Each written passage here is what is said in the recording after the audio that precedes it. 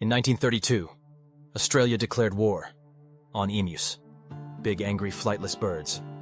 20,000 emus had just finished breeding season and marched straight into wheat farms. The birds were destroying crops and farmland, thousands of them. So the government sent soldiers with machine guns. Over 10,000 rounds fired. But the birds were too fast, too many. The army lost. Australia didn't just lose a war. They lost it to birds. There's a full 70-second quickie on the channel if you want the full chaos.